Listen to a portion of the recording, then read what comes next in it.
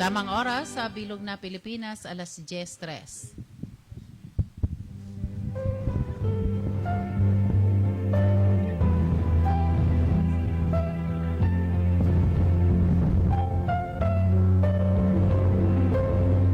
Iya po ang katotohanan.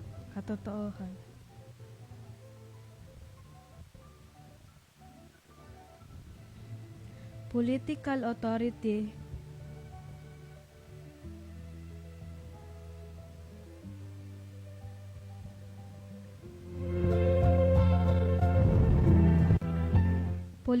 authority either within the political community as such or through organization representing the state must be exercised within the limits of the moral order and direct towards the community good. Citizens then are bound in the conscience to obey accordingly to responsibility, the status, and the importance of ruler state are clear. Yan po ang katotohanan.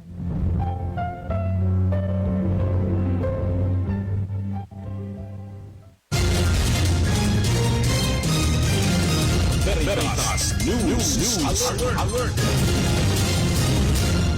Uya po ang pang alas 9 news, pang alas 10 na news alert atod kan Mark Cafe. Nagtutubod si Senador Nancy Binay sa sarong uncontrolled virus o nasarong uncontrolled virus and fake news. Sigon kay Binay, kung warang magpapahayag, tanganing itama ang mga salang impormasyong nare-resibikan publiko, syertong mag-urog ang kautikan.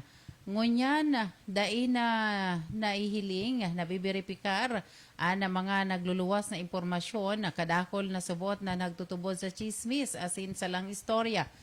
Siring man, nagtutubod ang senadora na tayo nakaipuhan na magpasarpa ni na lay laban sa fake news. Ini dahil tapi gagarantiyahan kan konstitusyon and free speech kaya kung i-regulate o lilimitaran ang pagpapahayag sa rason na magkakaibasanan opinyon o pananaw ang kada saro. Pigidadagpakan na senadora na ang kaipuhan ang mga tao asinan government watchdogs na kayang pahimutikan sa publiko ang mga fake news. Yan ang pangalas 10 na news alert. Atod kan Mark Cafe, 5-in-1 plus 1 coffee mix, ang kaping tunay na may herbal at puro ang sangkap. Basta Mark Cafe, suabe. Ini po si Susan Balane, maray na aga.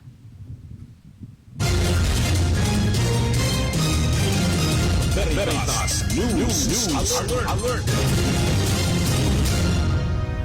Ini ang Veritas Legazpi, Radyo Asin TV, katiwala sa katotohanan.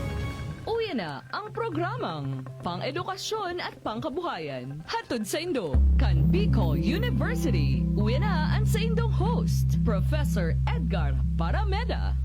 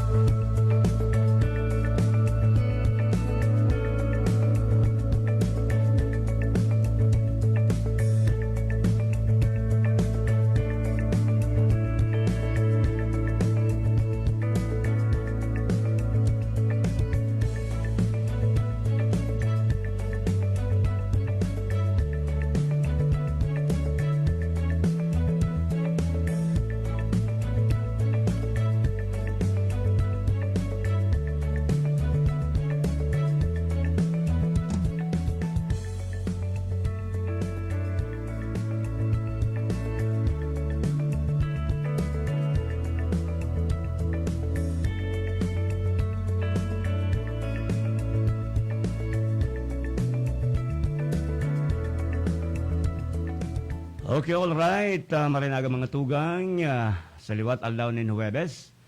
Kita po magiribahan po ngunyan hasta tiyan alas 11 nin pagkaaga. Siyempre pa ini po sa pagnarangkan sa kuyang partner, si Professor Edgar Parameda, na medyo sibot na sibot sa ngunyan sa mga panahon na ini. Yan, kaya siya po baga nag-asumir na bilang dekano o dean ka na si BEM Diyan po naman sa Bicol University. Mga tugang niya na pagkaaga, gusto niya itong paabutan ng pataratara ang lamang miyembro ng pamilya. Kasi siyempre pa ang kabos ng mga opisyalis dyan sa Bicol University sa panginit ng samuyang presidente, si Dr. Arnulfo Noli Mascareñas. Siringman, marinaga po sa gabos, lalo na po dyan sa mga staff, as in personnel, mga opisyalis, kan Bicol University Extension Management Division sa panginit po ni Professor Rowena Ueng Zoilo. As in si Ma'am na Alfani, as in iba pang pag-iriba dyan sa nasambit ng sanga kan Bicol University. Ngunyan pong alaw na ini, ngunyan na episode na ini kan sa tuyang programa, makakasabay niya to si Ma'am Ibo, ha? Kang GSM Robredo Institute. Makakauli-ula niya to si Ma'am. Aram ko yun si Ma'am, naging professor ko ini. Kan ako po nag-eskwela pa dyan sa Bicol University. Sir, pakisignal mo lang kung yaon na si Ma'am na ano. Ma'am Naomi, yaon na siya sa linya. Sige. So anytime po, makakasabay na niya ito ngunyan si Madam para po naman sa mga pahayag niya as in iba pang updates dapit po dyan sa iya po naman na pinakakaputan na sanga kana Bicol University. Yeah, sige. Anytime, malawag si Ma'am. Sa tuyang makakaulay-ulay. Open mo na ang video. And baaraman ta kung ano ang update sa munyan. Ano. Sige. Hello ma'am, good morning po. Hello, Sir Seth. Good morning. Yes ma'am, good morning. Sa kuyang Good morning. Si Madam. Hello ma'am, good morning. Sige po ma'am, pagbati muna Yes. sa mga parantabay niya to para lang niya to sa tuyang programa sa Radio Veritas as in TV Veritas. Go ahead ma'am. Okay, so good morning to you, Sir Seth. And thank you for having me here. It's an honor and privilege to be invited in your radio programang Pang-Edukasyon at Pangkabuhayan. Opo. So, allow me first to greet our viewers. Aram ko po na sa Facebook Live, ini sa tuyang programang nyan. Sa TV, DCTV Cable Channel 8, and then sa Radio Veritas. Aram ko po naka-live din ito sa BU FM radio station ta. I hope I'm right. Yes. So, good morning sa inyo kabos, and praying that you feel good and happy today. Also, my warmest greetings to our beloved, hard-working President, Dr. Arnulfo M. Mascareñas. So sa tuya man ng mga Vice Presidente, allow me to greet them one by one. To the Vice President for Academic Affairs, Dr. Amelia A. Durosan. Vice President for Administration and Finance, Attorney Joseph Bartolata. Our Vice President for Research, Development and Extension, Dr. Luis Amano. And the Vice President for Planning and Development, Dr. Eddie C. Also, warm greetings is extended to the Director of the Extension Management Division, Professor Weng Zoilo. Other officials of the university, I would like also to extend my greetings to JMRIGD family, to the Associate Dean, Professor Alan Albaitar, also to my colleagues in the college or the institute. Pwede, Sir Seth, since dikit man sana kami, saro-saroong ko sindang pangaranan. Yes ma'am, go ahead po. Go ahead. Yes, to Dr. Viola Amano, Si Ma'am Viola. the Director of Business and Business Affairs Office, si Dr. Rosemary T. Frias, Dr. Joseph Bartolata, Dr. Cynthia O. Mendoza, Professor Eda Salvacion Pahe Adornado. As in, ang samuyang duwang mahiguso na kantabay digdi sa muyang opisina, si J.R. Thomas at saka si Kath Arimado. So, as in, of course, sa gabos na dai ko na mention, na ngunyan nag-antabay sa tuyang programa, marhay na aldaw po sa Indo gabos. Okay, sige, kompleto. Kompleto ang attendance. Yes, ma'am, Ibo, paki-paliwanagin daw po kami, paki-enlighten kami kung Ano po ining institute na ini, anong mga courses na pig-offer kay ini, and kung pwede kitang bumalik ni dikit sa history kay ini, paano ini namundag, ma'am? Go ahead po. Okay, so primero, Sir Seth, gusto ko po munang ipaaram sa tuyang mga paradangog na ang kung saan namumugtak ang satuyang institute. Okay. Inibaga tabi saro pa sa mga 5 taon pa sa ini kang namukda the Bicol University Jesse M. Robredo Institute of Governance and Development. Iway ning bagong harong.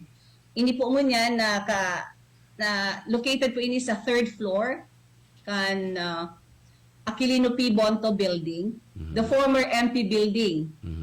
Kung mahiling nindo ini po just along the National Road, kahampang po ini kang General Camp Simeon Ola. Okay. Ini po yung black building na pigaapod kang mga estudyante. So 3rd floor po ang samuyang sa tuyang opisina. So ang mga courses na pinag-offer kang sa tuyang institute, igwa kitang sarong programa, undergrad, which is Bachelor of Public Administration. Okay. We are degree granting to this program, undergrad program. Pero po sa graduate programs, igwa kitang 5 na piga-host na programa. And these are the Master of Public Administration. Okay. Then we also have Master in Public Administration, major in Health, Emergency, and Disaster Management. Iwa pa kita ki Master in Public Administration, major in Public Procurement. Okay. Sa PhD, we also have PhD in Public Administration and PhD in Development Management. So mahiling ta baga Sir Seth ang sa tuyang BPA is vertically articulated degree. So we have undergrad, public ad, Masters of Public Administration, and Doctor of Philosophy in Public Administration. Now, sa imong hapot kasubago manunungod sa brief history kang sa tuyang institute ngunyan. Iyo, lalo na ma'am, nayaon ang pangalan ni Jesse M. Robredo. Okay, so medyo konting puro halawig pa lang siya, Seth, pero please bear with me so that Yes, the sige. public will really get to understand how this JMRIGD came into existence. So, adhering to its mandate of giving professional and technical training and providing advanced and specialized instruction in various disciplines. And of course, in pursuit of its goal of developing world-class leaders imbued with a philosophy of servant leadership and the ideals of course, sabi baga scholarship, we have leadership, character, and service. Ito po yung 4 pillars ng university. The Bicol University Graduate School has earnestly embarked on capability building and local leaders through its relevant public administration and management programs. Now, envisioned to serve for the entity as an entity for capability building to foster effective and meaningful partnership between the local government units, mga national government organizations, and public organizations for capability building, and of course to foster effective and meaningful partnership. Ito pong nagkaroon tayo ng demand for good local governance. So, we have this Institute of Local Government, and it operates as a technical resource center for local public and private sectors. So ito po, before kita nagkaigwa ki JMRIGD, igwa na kita po sa graduate school ki Institute of Local Governance. Now, to fill the gap in local leadership, and of course responding to the urgent call for managers with specialized skill in development management, The Bicol University Graduate School, in partnership with Bicol Consortium for Development Initiatives, the BCDI, if you remember, Sir Opo. Seth. Yes, ma'am. You also have the People's Center for Research, Advocacy, and Good Governance. Mhm. We also have the Manos Unidas and Agencia Espanola de Cooperación Internacional para el Desarrollo, or the ACID. oo. This organization designed an incentive diploma program on capacity building, leading to master's degree in local government management. Now, the diploma in local government management piloted in 2008. 2008. Mhm. It graduated 2 batches of scholars. So 21 in 2009 and 28 also in 2010. 2010. Now, the diploma in local government management is actually a praxis-oriented program with the end in view of developing servant leaderships or servant leaders among its graduates, imbued with commitment to transformation governance. So, from the development of curriculum until its implementation, brilliant insights and had been contributed by the late Secretary Jesse M. Robredo, who'd been very liberal and generous in sharing his innovative ideas on local governance, and also serve as consultant and an affiliate of the BIA Graduate School in 2009 and 2010. Okay. And that's the reason why, in recognition of Secretary Jesse Sobredo's national legacy and of good governance and his praxis-oriented contribution to the academic life of Bicol University, particularly the graduate school, Bicol University dedicates its Institute on Local Governance by renaming it as Bicol University Jesse M. Robredo Institute of Local Governance, Okay. or the BUJMRI LG. Okay. And that's by virtue of Board Resolution number 040, signed on September 2, 2012. Okay. So, if you consider the date, this was approved barely 1 month after his tragic death. Yes, August. Oo. Okay, so, yun po nagtaigwa kita ki JMRI LG. Bicol University Jesse M. Robredo Institute of Local Governance. Governance. Okay, sige. After 5 years, mga 5 years yata yun, Sir Seth, if I remember it right, the Dean of the College of Social Sciences and Philosophy came up with a proposal and renaming and reorganizing the institute. And it was actually, there were 4, but the lead proponent of the renaming and organizing the JMRIG, actually sila Attorney Alex Opo, Nepomuceno. Yes, We sir. also have Dr. Rameses Lorino, Sir, yours truly, and Dr. Rosemary T. Frias. So it was by virtue of BOR 142, BOR number 142 series of 2017, that the proposal was approved. Approved. Okay. So yun po ang simple, very, the brief history of the JMRIGD. So we are now 5 years in existence from March 17, 2017. Okay.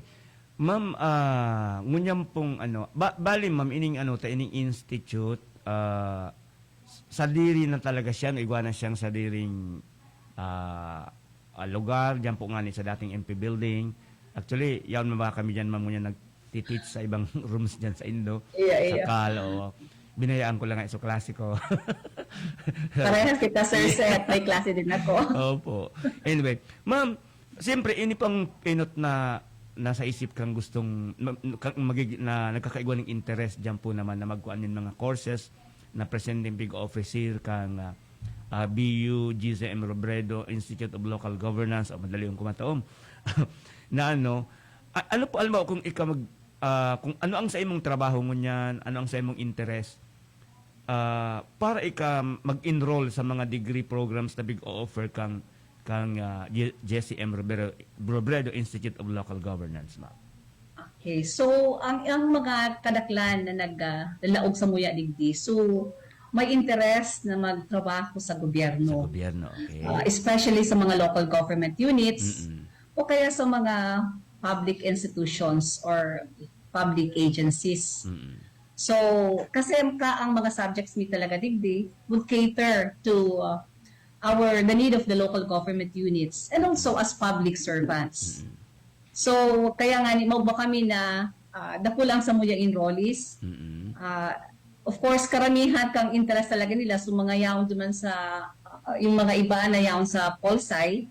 So they also opted also to enroll in the Bachelor of Public Administration. So magayon ang sa indang opportunity after graduation, especially now that we have the LGUs are mandated really to implement the Mandanas-Garcia ruling. Yes, And so therefore there are really mga posisyon na pwede nang malaugan after graduation. And ang kagayunan po digdi sa tuya man na sa Samuyang Institute na in mga fourth year na ini ngunya na mga second semester na sinda dahil na po sindang klase ngunyan digdi sa Samuyang Institute pero po they will be fielded to the different government okay, offices okay. para iguman sila na giraray ki experiensya ang ano man ang sa indang pwedeng maging trabaho parang prepare na sinda Sir Seth Yes. na sa indang actual work after graduation. So magayon ining experience sa inda because this is also a way by which they could also translate the theoretical knowledge that they have inside the classroom. So i-actualize na nila duman sa tuyang mga local government units and other local government offices. Opo, magkaano sinda madam, magkakaigwa sinda ng immersion, kung paano Yes, talaga on-the-job training. On-the-job training, garo internship, kung paano talaga padalaganon ang sarong local government, ma'am. Lalo na na-mention mo po kasubago na inibagang Mandanas-Garcia ruling ini, ma'am, talagang gargantuan task ini sa mga LGUs, dakol ng mga functions na dati solely or exclusively yaon sa national government agencies, ibababa na ini, ma'am, ngunyan sa mga LGUs. Tama po yun, Sir Seth. Tama yan. So, kaya dakol na pwedeng mga posisyon na pwede sa indang pwede na nang laugan. Opo. Dakol silang mga trabaho niya because may mga functions ang national government agencies na ibababa na sa inda. Iyo po, tama. And ini, ma'am, talagang ka-meaningful man talaga na ining pangaran bagang ini naman mentionar po si GCM Robredo. Aram niyo, ma'am, ako bilang taga-media, paulit-ulit ko din na-interview si Sir Jess, si dating mayor kang Naga City na di siya man nagpipili inin oras.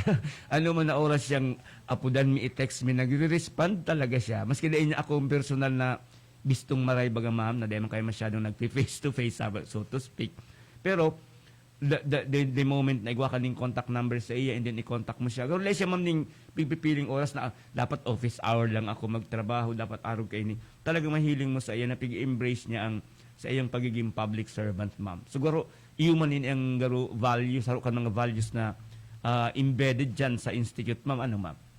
Iyo po, ako personally, even if you make a brief survey about my students, I would always emphasize sa klase ko, if I always emphasize to them na maging matapat, maging sincero sa pakikipag-relate sa mga kaklase ninda muna sa classroom, sa mga maestra. And then I always say na character should always be considered. Di nanggad paglingawan na ang ugali maski gano sabi ko kamo katali, kung ang sa Yes. indong ugali dai masabutan, Tama. Opo. it will not lead you to nowhere. I mean, it will lead you to nowhere. So, importante na magsabay ang marahay na kaaraman, pakikirelasyon, as in, pakideal sa satuyang mga sa community. Iyo ma'am, ako ma'am, iyo man ang pig-ano ko sa mga estudyante ko. Ta kami baga ma'am, journalism, broadcasting, communication, gabos ng God. So component ba kung paano ka makikipag-deal sa public, sa private sector, di ba, na talagang udok sa buot asin sa puso mo ang pagserbi, bako lang dahil yaong ka dyan sa posisyon na yan, kundi bilang ikasarong tao na dapat pahiling ng maray ng pakikipagkapwa tao. Ano ma'am? Ma'am, Opo. ini ma'am sa institute ta ma'am, ano po ang garo, medyo unique man sa tuya compared sa ibang mga institutes or mga schools na nag-offer man kan halos similar na mga degrees na big-offer tangon yan, ma'am. Ano ang igwa kitangon yan dyan sa institute ta? Okay, ang ako mo pong institute kang magkaigwa kaming renaming and reorganizing kang institute igwa po ining four program components. Okay.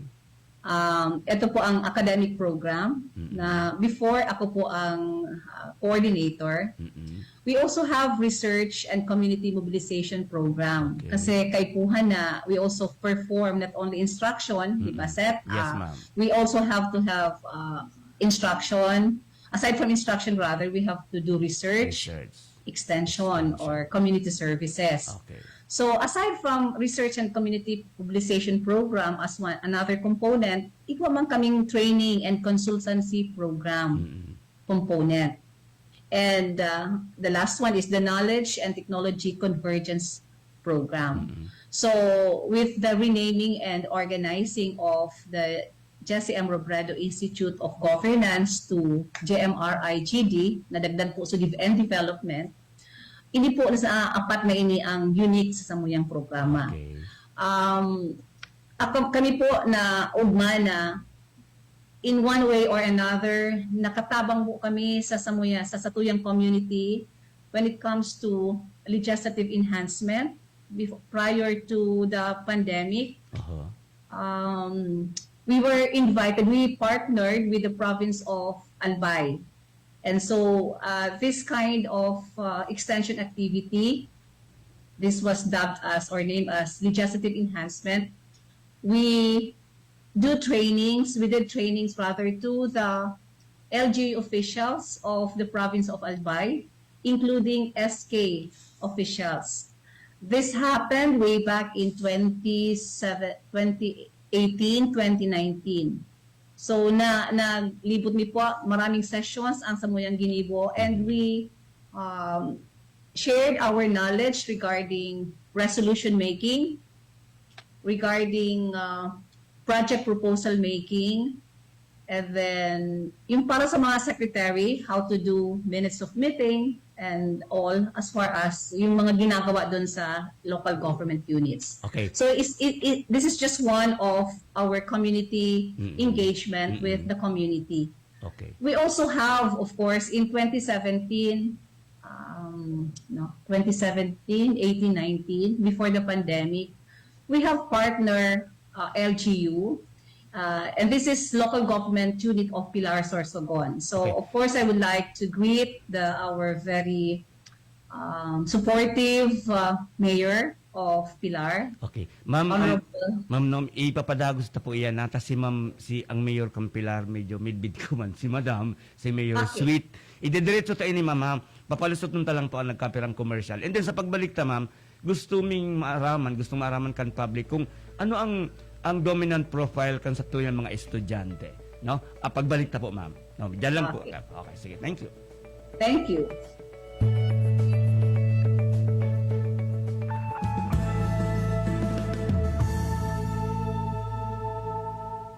Kung pag-aalaga ang pag-uusapan, sinisis ang bida dyan sa lakas ng katawan. Mark Capsule Plus C Herbal Food Supplement naman yan. Ito lang ang aking pinagkakatiwalaan, lalo na sa aking kalusugan. Para sa pamilyang may tatag na haligi ng tahanan, dapat umiinom ng Mark Capsule Plus C Herbal Food Supplement. It will boost your immune system and non-acidic vitamin C pa. O ano, haligi ba ng tahanang may tatag? Mag-Mark Capsule Plus C Herbal Food Supplement na. Ika nga'y mag-Mark Capsule araw-araw para always kang healthy. Mabibili na ang Mark Capsule Plus C Herbal Food Supplement sa inyong mga suking tindahan, grocery, sari-sari store, supermarkets at drugstores dito sa inyong lugar. Saro sa mga common na kailangan kan mga senior citizens ang katarata. Pag igwa ka kaini, malabog ang sa imong panghiling. Igwang puting layer na nakakover sa imong mata. Alagad mahal ang magpa-opera kan katarata. Ang iBerry sarong matibay na bulong sa katarata asin iba pang pigigikanan kan malabog na panghiling. Ang iBerry igwang bilberry asin ini made in USA. Epektibo man ang iBerry sa glaucoma, pterygium, astigmatism, pamumula, nagluluha, magatol asin makulog na mata huli sa sobrang gamit ng cellphone asin computer. Ang iBerry mababakal sa Mercury, St. Joseph, Watsons asin sa saindong mga suking butika. Madya na, magpabakuna. Marahay na barata. Ang mga bakuna, pinarani na sa Indo. Pwede na ika magpabakuna asin booster sa saod, terminal ng sasakyan, daungan or pier, simbahan, eskwelahan, opisina, plaza, malls. Aramo na schedule sa saindong lugar sa paagikan sa indong lokal na gobyerno. Magpabakuna asin magpa-booster na para sa mas makusog na proteksyon kontra sa COVID-19. Pagbakunado, ang pag-iwas sa malalang helang ng COVID-19 garantisado. Sa booster, pinalakas. Pinaslakas. Sarong pagirumdom, hale sa DOH Bicol CHD. Mga kababayan, ang Office of Civil Defense 5 ay nagpapaalala sa mga sumusunod ngayong buwan. Laging ihanda ang pamilya para sa anumang sakuna na pwedeng biglang mangyari. Laging makinig sa radyo at manood ng telebisyon para sa mga abiso at babala mula sa RDRRMC Bicol, FIVOX, Pag-asa, MGB at ibang ahensya ng gobyerno. Ihanda ang go bag o e-balde ng inyong pamilya upang mapabilis ang paglikas kapag may unos o sakuna. Huwag kalimutan ang inyong first aid kit, flashlight, baterya, radyo, kandila, pito, posporo, at iba pang importanteng kagamitan gaya ng tubig, pagkain, at damit na tatagal ng 3 hanggang 5 araw sakaling mag-evacuate. Tandaan ang emergency numbers ng mga otoridad, barangay DRRM committee at pamahalaang lokal at makilahok sa mga pagsasanay, drills, at iba pang klase ng mga kasanayan patungkol sa disaster preparedness at response ng OCD Regional Office 5, Provincial DRRM offices at local DRRM offices. Ang Office of Civil Defense 5 ay bukas 24/7 at handang magbigay ng serbisyong anumang oras. Sa camp, Brigadier General Simeon A. Ola, Legazpi City, Albay, sa pamumuno ni Regional Director Claudio L. Yupo. Maaring tawagan ang hotline number 742-1176. Sa OCD5, bida ang handa. Kung Joey Udikan albay sa iyong inaksyonan, mga programang magagayon talaga sa kauswagan, gabos niya gigibon para sa sato. May Bicol International Airport, magayon na sindikalidad, MSEQ roads, mga infrastruktura, livelihood training, katabang pa ang TESDA, ayuda, asistensya, yaon ang tupad. May modernisasyon sa mga universidad, sa BIU, salamat libreng tuition fee, dahil sa tabang ni Hong Joey. Dati, lumalabo talaga ang paningin ko dahil sa diabetes. At sa pag-inom ko ng iBerry, naramdaman ko na lumilinaw ang paningin ko. Saka bumaba rin ang blood sugar ko. Malagang paalala, ang iBerry ay hindi gamot at hindi dapat gamitin panggamot sa anumang uri ng sakit. Ito si Dani, nangingisda.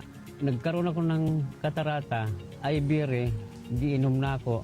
Umaga, tanghali, hapon. Salamat sa iBerry. Medyo wala na, hindi makati. Malagang paalala, ang iBerry ay hindi gamot at hindi dapat gamitin panggamot sa anumang uri ng sakit. Madya na, magpabakuna. Marahay na barata. Ang mga bakuna, pinarani na sa Indo. Pwede na ika magpabakuna asin booster sa saod, terminal ng sasakyan, daungan or pier, simbahan, eskwelahan, opisina, plaza, malls. Aramo na schedule sa saindong lugar sa paagikan sa indong lokal na gobyerno. Magpabakuna asin magpa-booster na para sa mas makusog na proteksyon kontra sa COVID-19. Pagbakunado, ang pag-iwas sa malalang helang ng COVID-19 garantisado. Sa booster, pinalakas, pinaslakas. Sarong pag pakiramdom, hali sa DOH Bicol CHD. Uya na ang programang Proudly BUNU, Bicol University, programang pang-edukasyon at pangkabuhayan. Aramon ang mga homegrown technologies, as in researches, kan Bicol University, manungod sa salud, agrikultura, edukasyon, negosyo, siyensya, information technology, as in iba pa. Bicol University, programang pang-edukasyon at pangkabuhayan. Ang programang ini, matukar man ka napapanahon, as in praktikal na strategiya sa pangkabuhayan, pagprotehir sa kapalibutan, ekonomiya, climate change, social issues, as in iba pa. Bicol University, programang pang-edukasyon at pangkabuhayan, kada Huwebes, alas 10 hasta alas 11 ng pagkaaga. Live na madadangog sa Radyo Veritas Legazpi, 1008 kHz. Mahihiling man sa Veritas TV, DCTV Channel 8, as in sa Facebook Live, kan Radyo Veritas Legazpi. Ang programang ini, hatod sa Indo, kan Bicol University, Extension Management Division. Kadalasan kasi puro lang ako sa tapat ng computer. Mga 16 hours, kukunti lang yung tulog. So yung stress sa mata talagang napakahirap. Mula nung nag-Iberia ako, nabawasan talaga yung gamit ko ng salamin. 6 na oras, wala akong salamin. Laking tulong nitong kidney care.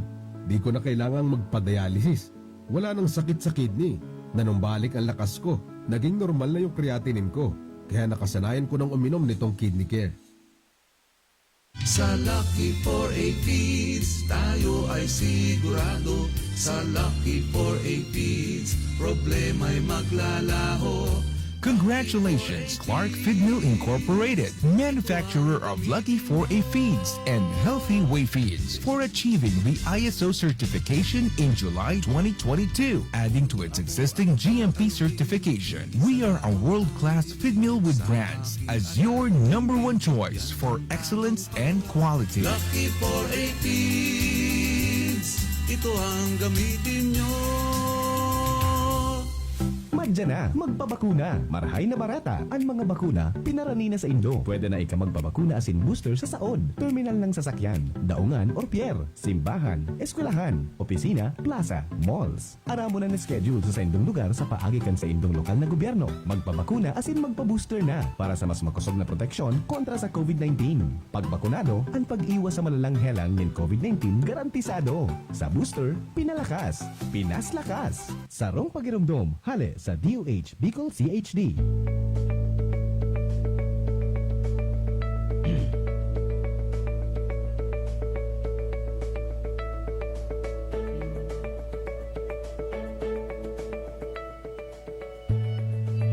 Okay mga tugang, balitada kita sa tuyang programa. Ngunyan na alaw nin Huwebes. Yaon dyan sa Giraray sa ibong na linya. Ang sa tuyang bisita ngunyan, ang sa tuyang resource person, si Ma'am Ibo. Ma'am, good morning po, Giraray. Go ahead, Ma'am. Baka nagtindog si Ma'am. Okay. Mga tugang, kasubago na unambitan niya to, gusto tang ihapot ki Ma'am kung ano ang dominant profile o ano ang mas dakol na trabaho ng mga nagiging estudyante, lalo na sa master's degree, sa PhD. Diyan po naman sa Jesse M. Robredo Institute of Local Governance. Ma'am Ibo, go ahead, ma'am. On air lang po, Giraray kita. Hello, Sir Seth. Yes, ma'am. You are now clear live. po ba? Clear, ma'am. ang Very sound? clear. Yes po. Go ahead, ma'am. Para kasing medyo mahina on our end. Okay, ma'am. Okay lang, ma'am. Makusog, ma'am, digit sa end ko na re-receive ta ka. Okay. Sige, ma'am. Go ahead. Kaso bago mo na-mentionar mo si Mayor Sweet Kang Pilar, pakipadagos daw ito, ma'am. Ta ini si Mayora, medyo mahiguson man po ining alkalde, ha? Digdi po naman sa Bicol, diyan po lang partikularmente sa probinsya kan Sorsogon. Okay po. Nakulang sa muyang pasasalamat sa pag-appreciate sa efforts and extension activity kang JMRIGD sa sayang LGU sa Pilar, Sorsogon. Dapol kaming meron man kaming mga nagibong mga webinars. Also, we physically went there prior to pandemic. And nahiling mi po an sa iyang suporta sa samuya man ang pagprograma. And in the same manner, I am very sure that we also in a way help the LGU of Pilar Sorsogon. Yes, ma'am. Kaya lang po ngunyan, kang magkaigwakitaki pandemic, ang naalala ko po, the last time we went there was in December 18, 2019, when we did the incident command system for the LGUs.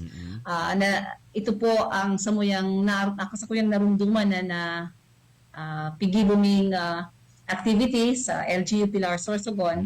And because by March 2020, nagkaroon ng kitati pandemic. So medyo naglaylo po kami for health reasons, and of course, medyo bawal pa kahit itong mga panahon na kita magluwas. So, but our partner, LGU, is actually Pilar Sorsogon. Pero syempre, dahil kahit ito nagka-pandemic, we still have to do our mandate, research and extension. And so, as far as extension is concerned, we did it online. Mga virtual webinars, of course, mga webinars na lang ang samuyang pigibo. So, we have, of course, webinars along SDGs to inform also our LGUs about SDGs, the Sustainable Development Goals. We also have Mission 2040. And magbuko po pala na sabihon na ang samuyang institute is also in partnership with the Business Affairs Office training or giving trainings about RA 9184. Hindi po samuyang mahaloy na piyagibo, ang samuyang member kan samuyang institute si Dr. Viola Amano, who is also the director of the Business Affairs Office. So I'm sure with some of our programs in the community, nakakatabang man ang samuyang institute. Yeah, ma'am, dakulang tawang po yan, ma'am, na natitrain niya to ang mga personalized kang LGUs, lalo na kasabago, sinabi mo sa pag-ibon ng resolution, nin minutes kan meeting, importante po yan, tangaling tama ang talagang kaluwasan bagakan mga aktibidades nila. Ma'am, kasabago, bago kita nag-break, na iano ko sa imo na kung pwedeng maaraman ta, lalo na po sa master's and sa doctoral degree ta, kung ano po ang medyo mas lataw na mga profile kan sa tuyo mga estudyante, mga dati na sila mga empleyado kang gobyerno, yaon sa private sector, ano po ang nila, ma'am? Go ahead. Sir Seth, medyo day ko na dadango. Medyo mahina ang sound, ang volume yata. Pero okay na, ma'am? Yes, okay na siya. Okay Sige. po. Sige, ma'am. Utrahong ko, ma'am. Yes po. Take 2. Ma'am, sabi ko, ma'am, lalo na po sa master's, mga master's degree courses na pig-offer ta, and then sa PhD, kang institute, ano, ma'am, ang mas lataw na profile kan sa tuya mga nagiging estudyante dyan, mga dati ng mga empleyado kang gobyerno, mga LG officials, mga mayor, halimbawa, or politiko. Ano po ang profile ninyo? Sige, ma'am, go ahead. Karamihan kan sa tuyang kadaklan rather kan sa tuyang mga estudyante sa Master of Public Administration, mga kwansinda, mga government employees. Kadaklan. Ang iba, we have also LG officials, pero kadaklan government employees. Government employees, oo. Kumbaga, mas gusto nindang dagdagan pa ang sa indang kaaraman kung paano pa nindang mas mapagsilbihan. Siguro, ang publiko, ma'am, na bilang kita baga, ang mga servidor kang banwaan, mga empleyado kang gobyerno, dapat talaga na maibalik ta sa tuyang mga kliyente, sa tuyang mga namamanwaan, kung ano ang dapat na serbisyong sa tuyang gibuhon bilang mga yaon sa empleyado kang gobyerno, ma'am. Tama yan, Sir Seth. Pero sa tuyang sa PhD public ad, medyo mga halangkaw na ang katungdan sa indang mga opisina. So, mga head of offices na po sinda na further study pa. So, gusto nilang makatapos kan sa indang doctorate degree. So, nagpapadago sinda. May pagkakaiba kasi karamihan sa pag-MPA, government employees, pero yung sa PhD medyo higher din naman ang kanilang position. Iyo po. Dakol talaga akong nakakaararaman na nag-eskwela diyan po sa institute. Ma'am, sa faculty component maliban duman sa na-mentionar mo po ng mga regular faculty may mga part-timers kita sigurado, ma'am, na usually ang mga nagpa-part-time diyan sa Tuya, igwaman yan mga positions sa sendang mga opisina. Yes. Opo. Aram ko po na medyo kulang ang faculty complement, pero kaya nga we are also allowed to hire mga satuyang mga professorial lecturer or adjunct professors, and pwede kong sabihin kung sisayaman sa muyang mga invite, like go ahead, ma'am, no problem po.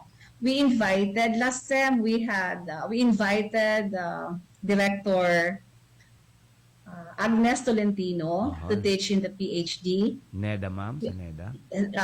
Director Agnes Tolentino, Espinas Tolentino. We also last time also we invited the former DILG director, si Director Blandy Maceda. Okay. We also have the retired admin officer of DPWH, who is currently, ngayon, nagturo pa siya. Ngayong first sem, meron siyang loan. Si Dr. Flor Cepida, Ma'am Flor Azotea. Azotea, yes.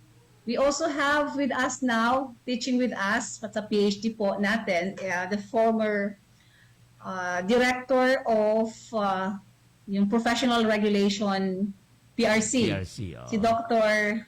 Nenita Tan. So, sila po yung mga identified kong mga invited professorial lecturer ng JMR-IGD. Opo. Ma'am, ang mga estudyante dyan, nyato dyan sa institute, alas 5 onwards lang pang klase ninda. Ma'am? Talagang ang schedule para sa may mga employee or may mga trabaho. Opo. We used to have that, Sir Seth, Opo. na katong panahon, mga 5:30 to 6:30 every Saturday, Day. before pandemic, Saturday, Sunday, ang classes ninda from 8 to 12, 12 to 3, Yes. 3 to 6. Pero kang nag-online kita, we also a little bit enhance the schedule not only during Saturdays and Sundays, pero we have already weekdays. From 5:30 to 8:30. Okay. So considering naman na yung ating mga estudyante are really working student. I mean working na. So we also have to consider the time. Kaya 5:30 to 8:30. Monday, Tuesday, Wednesday, Thursday, Friday. And we have classes on a Saturday and Sunday. So ang schedule to talaga, ma'am, talagang para sa mga nag-employ na, nagtatrabaho na, ma'am. Di makakaulang sa oras kan sa indang pag-uopisina. Opo. Opo. Mabigahapot ko ini, ma'am, para so magkakaigwan ng interest maaraman ninda na halimbawa, currently employed sinda, and then dahil sinda pwede kung office hours, lalo na kung taga-gobyerno ka or even sa private sector. So, ang schedule talaga suited para sa inda na after office hours, pwede sindang magklase kung gusto nindang madagdagan pa ang sa indang degree, magkaigwa pa siya ng additional degrees. And, siyempre ma'am, for promotion, intention yan, ha? Lalo na ngunyan, madam, na mahigpit na po ang government na ang mga division chiefs, section chiefs, minimum na requirement yata, igwa ka ng dapat ng master's degree. Yes. Opo. Totoo yan, Sir Seth. Even sa mga schools, di ba? Yes, requirement po na may master's degree. So, very friendly ang satuyang schedule sa satuyang mga estudyante. So, if they're really desirous and interested, kayang-kaya po kang schedule nindo. Especially na ngunyan, blended pa kita na first sem. Yes, opo. Pero siguro pag second sem ay talagang face-to-face na kita. Opo. But the schedule is still from 5:30 to 8:30 during weekdays, and on a Saturday and Sunday from 8 to 12, 12 to 3, and 3 to 6. Okay. Ma'am, pakiulit ma'am bago kita magtapos ta, iwa pa man kitang 8 minutos. Pakiulit girari ma'am sa mga degree offerings ta ma'am, ta sa mga ngunya lang nagantabay, maano ninda kung anong pig-offer kang Jesse M. Robredo Institute of Local Governance. Go ahead, ma'am. Okay. So, thank you very much again for that opportunity, Sir Seth. So, sa gabos po na interesado na mag-enroll sa Bicol University, Jesse M. Robredo Institute of Governance and Development, ini po ang samuyang mga programa or mga courses na pinag-o-offer. Sa undergrad, we have Bachelor of Public Administration.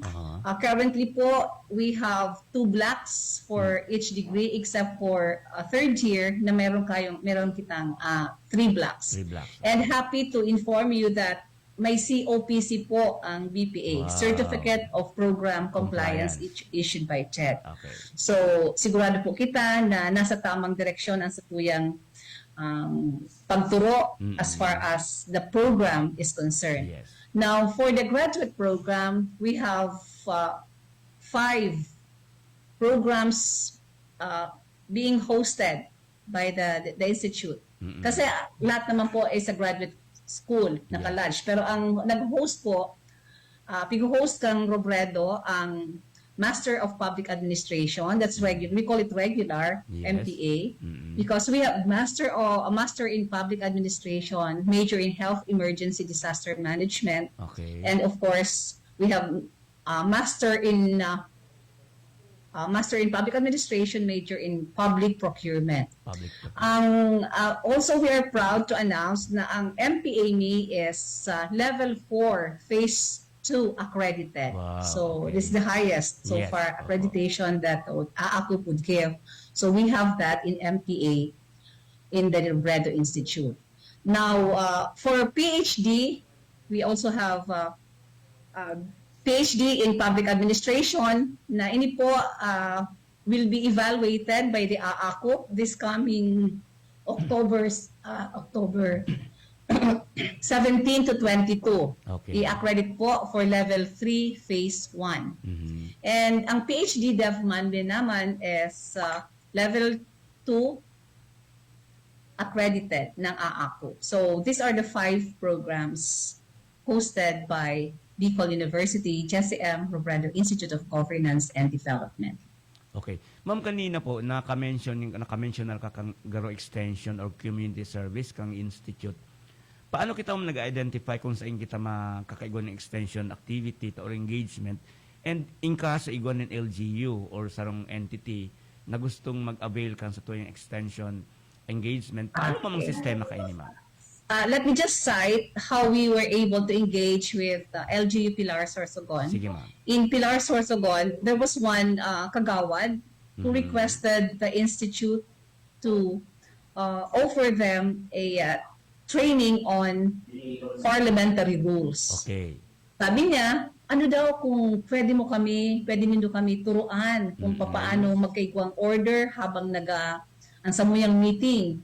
Kasi hindi daakan to, nag-attend naman sa Manila, pero mas marhay daa kung masunudan pa itong sa indang training. Okay. So sabi ko, marhay, you can just like us, magsulat lang sinda sa muya, and tell us that we need this kind of training. And then so we will customize depending on what they need. And we really appreciate LGUs would do that to us, would request for such, because sarap po yun sa mga mandate ng Robredo Institute. Okay. As part of our extension to the community. Okay. So itong experience niya to sa Pilar, nag-request po sa sarong kagawad. Ano ma'am? Hali sa inda. Nag-request lang po siya. Okay. Nag-request lang siya na inyang samuyang pangangaipo. Ano daw po ngayon kung turuan mo kami, kung nindo kami kung papaano ang maging orderly ang samuyang session. Kasi nga kung minsan, hararayo na nga kami ulay ang oras natatapos. Dahil ngayon natatapos so dapat gibukon. So sabi ko tamang-tama. That's within our expertise at the time. So siguro sabi may, you just write us a letter and then we will act on your letter. And of course, hindi siya immediate naman na madali. Nagsulat ka ngayon yan the following week. We have also, may period man kasi may proseso tayo sa Bicol University. Yes. So but it all started there. Surat lang kang isang kagawad requesting the need that they have, and so we provide them our expertise on the matter, like parliamentary rules. Oo. Aram mo, ma'am, ining bibiniklad mo ining ngunyan sa programa ta. Aram ko sa mga nag-antabay ngunyan, magkakaigwaning idea, no? Tadakol po talaga kami, ma'am, aram ng mga LGUs, na lalo na po sa mga sessions, na medyo nangangapa, lalo na sa mga baguhan. So bako man talaga ninda ang linya iyan, pero nakatapsok sinda dyan, sabi nga ni isa tatarawon ta sa Bicol, nakaipon talaga sindang ma-educate about parliamentary procedure, parliamentary rules, para bako itong, sige sa lang diskusyon, may nagtataram pa, may nagtataram na naman, so bako siyang orderly. So tamang-tama, ha, mga tugang sa nag-antabay sa muya ngunyan, na pwede po kawang mag-surat, mag-signify kan sa indong intention sa institute, ano ma'am, tanganing ma-assistiran ta sinda kung ano man ang pang-ipon nila. Pero sabi mo nga ni, bako ining basta ura-urada man. Kay puan igwanin time, enough time para ma-preparar man kang institute kung paano ikukondusir ining araw ka ining mga request para po naman sa tuyang mga kababayan, ma'am. Ma'am, ano po, iguan na lang po kita ning 2 minutos bago mag alas 11. Tatao ko sa iyo, ma'am, ang remaining minutes tang ini para magpaabot ka pa kung ano ang sa hiling mo po na dapat maarawan pa kan sa tuyang mga paraantabay, mga maano kan sa tuyang mga parahiling, mga paradangog, unyan po sa tuyang programa, dapit po sa Indong Institute. Go ahead, ma'am. Okay, so kung kamo, of course, to the public, those who are interested to enroll with us, kahit na kami set must encourage me na sa mga nasa harari bagang mga lugar na gusto mag-enroll sa Robredo Institute, they can always come and approach anyone and would tell them how they will be able to enroll. Di ba, may mga oras naman na talagang yung mga qualified below quota, may chance pa naman sinda because there are really times that kulang din ang ibang mga courses, particularly ang Samuyang Institute sa BPA, there are times. So we also give a little consideration yung mga nasa mararayong lugar, the PWDs, we also encourage PWDs to enroll in our institute. And then those who are in the talagang highly depressed areas. Dakula po ang samuyang puso sa mga siringkan na may mga sitwasyon na siringkaya na pamilya. So all they have to do is to, of course, take the exam and then probably come up, just approach us for this mga interest that if they really are interested to join the Robredo Institute. I repeat, specifically we would like to encourage the PWD, may mga estudyante kita, may mga syudadano or kaya mga inhabitants sa medyo mahalayong lugar na may mga kapansanan kung minsan, pero gusto mag-aral, they are most welcome in the institute. Those who are coming from highly depressed mga families, areas, they are most welcome also to be in the institute. So a little consideration, we will be giving them. They have to take the exam, of course, muna, and then they are most welcome in the institute. Also, of course, I would like to take this opportunity that since medyo pwede na kita magluluwas for our extension engagement, then may mga nakalinya na kaming mga programa na pwedeng i-offer sa mga LGUs. But of course, before me Sir Seth i-implement, this has to pass through muna the extension management center that this has to be recognized as our extension activity. Pero it does not mean na confined lang po talaga kami digdi. Pag may need for our expertise sa barangay, sa community, we're always ready to be of help to our community. So, yun po. Salamat na marhay sa pag-imbitar sa Kuya, Sir Seth. Yes, ma'am. Thank you very much, ma'am. Thank you very much. Nakulaang pong salamat, Ma'am Ibo. Yan po mga tugang sa tuyang naging resource person. Ngunyan na aldaw na ininin Huwebes. Digdi po naman sa tuyang programang pang-edukasyon as in pangkabuhayan. Siyempre sa pangarang kang kabus na opisyalis kan Bicol University, lalo na po dyan sa Extension Management Division sa pamayo ni Director Rowena Wing Zoilo. Asin sa iyang pag-ilibas si Ma'am Alfani. Ini po sa pangalan ni Professor Edgar Barremeda. Ako po si Professor Seth Dematera, Cambio College of Arts and Letters, and marinaagaman po sa Sakuyang Dean si Dr. Leticia M. Lopez. Salamat po kan sa inyong pagantabay hasta sa masangling Huwebes. Good morning!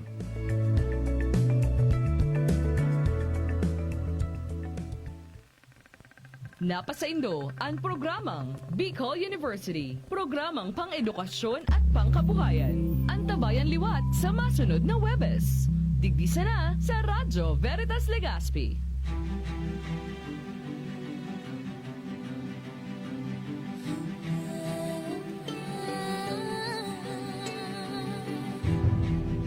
Sirang ng bagong aga, nagkaantabay na anbanwa. Sa radyong satong katiwala, sa katotohan sa baret.